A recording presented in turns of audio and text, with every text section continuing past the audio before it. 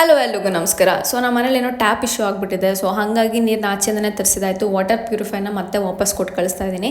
ಬೆಳಗ್ಗೆ ಎದ್ದು ಬಿಸಿ ಬಿಸಿ ಕಾಫಿ ಕುಡಿದು ದಿನನ ಶುರು ಮಾಡಿದ್ದಾಯಿತು. ಸೂರ್ಯ ಸಕ್ಕತ್ತಾಗಿ ಬಂದಿದ್ದ, ಹಾಗಾಗಿ ಬೇಜಾನ್ ಬಟ್ಟೆ ತಂತೆಲ್ಲ ವಾಶ್ ಮಾಡಿ ಹಾಕಿದ್ದಾಯಿತು.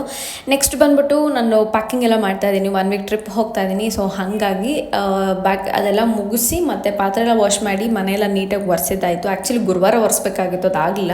ಅದಕ್ಕೆ ಫ್ರೈಡೇ ಎದ್ದು ನೀಟಾಗೆಲ್ಲ ಕ್ಲೀನ್ ಮಾಡಿಕೊಂಡೆ. ಆ್ಯಂಡ್ ಮೊನ್ನೆ ನಾನು ಈ ವಾಟರ್ ರೈಸ್ನ ಎತ್ತಿಟ್ಟಿದ್ದೆ ಫ್ರಿಜ್ಜಲ್ಲಿ. ಅದನ್ನೇ ಸ್ವಲ್ಪ ಫೇಸ್ಗೆಲ್ಲ ಅಪ್ಲೈ ಮಾಡಿಕೊಂಡೆ. ತುಂಬ ಚೆನ್ನಾಗಿ ಗ್ಲೋ ಕೊಡ್ತು ಅಂತ ಹೇಳ್ಬಿಟ್ಟು ಟೊಮೆಟೊ ಥರ ಮಾಡಿಬಿಟ್ಟು ಅದಕ್ಕೆ 2 ಎಗ್ ಹಾಕಿದೆ. ಊಟಕ್ಕೆ ಅದನ್ನೇ ತಿನ್ಕೊಂಡಿದ್ದಾಯಿತು. ಆಮೇಲೆ ನಾನು ಹಿಂಗೆ ರೆಡಿ ಆಗಿಬಿಟ್ಟು ಒಂದು ಬ್ರ್ಯಾಂಡ್ ಕೊಲಾಬ್ ಇತ್ತು ಅಂತ ಹೇಳಿ ಹೋಟೆಲ್ ರೂಮ್ನ ಬುಕ್ ಮಾಡಿಕೊಂಡು ಅಲ್ಲೇ ಕೂತು ಶೂಟ್ ಎಲ್ಲ ಮಾಡಿ ಮತ್ತು ಎಡಿಟ್ ಎಲ್ಲ ಮಾಡಿ ಮುಗಿಸಿ ಬ್ರ್ಯಾಂಡಿಗೆಲ್ಲ ವೀಡಿಯೋ ಎಲ್ಲ ಕಳಿಸ್ಕೊಟ್ಟು ಸ್ವಲ್ಪ ರಿಜೆಕ್ಷನ್ ಆಗಿ ಮತ್ತೆ ವೀಡಿಯೋ ಅಪ್ರೂವ್ ಆಯಿತು. ಸೊ ಅಷ್ಟು ಟೈಮ್ ಅಲ್ಲೇ ಹೋಯಿತು. ಆಚೆ ಹೋಗ್ಬಿಟ್ಟು ಬಿಸಿ ಬಿಸಿ ಕಾಫಿ ಮತ್ತು ವಡಾಪಾವನ್ನ ತಿನ್ಕೊಂಡಿದ್ದಾಯಿತು. ನೈಟು ಬರಬೇಕಾದ್ರೆ ಪ್ರೈವೇಟ್ ಬಸ್ ಹತ್ಕೊಂಡು ಮನೆ ಕಡೆ ಬಂದು ಮತ್ತು ಸ್ವಲ್ಪ ಪಾರ್ಲರ್ಗೆ ಹೋಗಬೇಕಾಗಿತ್ತು. ಅಪ್ಪರ್ ಲಿಪ್ ಎಲ್ಲ ಕ್ಲೀನ್ ಮಾಡಿಸ್ಕೊಂಡು ಬಂದಿದ್ದಾಯಿತು.